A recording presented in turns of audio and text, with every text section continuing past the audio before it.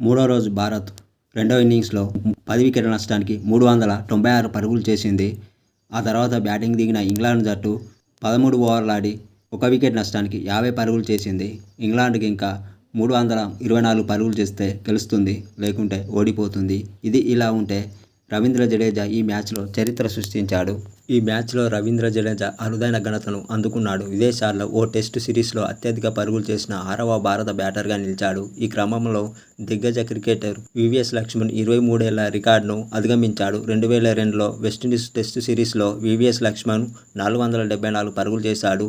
భారత్ తరపున 6వ స్థానం లేదా అంతకంటే దిగువ స్థానంలో బ్యాటింగ్ వచ్చి లక్ష్మణ్ ఈ రికార్డును నెలకొల్పాడు. గత 23 ఏళ్లుగా ఈ రికార్డు చెక్కు చెదరకుండా ఉంది. తాజాగా ఇంగ్లాండ్తో జరిగిన మ్యాచ్లో రవీంద్ర జడేజా ఈ రికార్డును అధిగమించాడు. ఈ సిరీస్లో 6వ స్థానంలో బ్యాటింగ్ చేసిన జడేజా 10 ఇన్నింగ్స్లో 5 అర్ధ సెంచరీలు, 1 సెంచరీతో 500+ పరుగులు చేశాడు. తద్వారా మరో ఘనతను అందుకున్నాడు. ఈ టెస్టు సిరీస్లో 500+ పరుగులు చేసిన 3వ భారత బ్యాట్స్మన్గా నిలిచాడు. కేఎల్ రాహుల్, శుభ్మన్ గిల్ మాత్రమే ఈ సిరీస్లో 500+ రన్స్ చేశారు.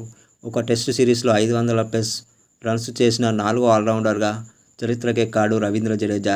ఈ జాబితాలో Garry Sobers, Ian Botham, Jacques కలిస్లు రవీంద్ర జడేజా కంటే ముందు ఈ ఫీట్ సాధించారు.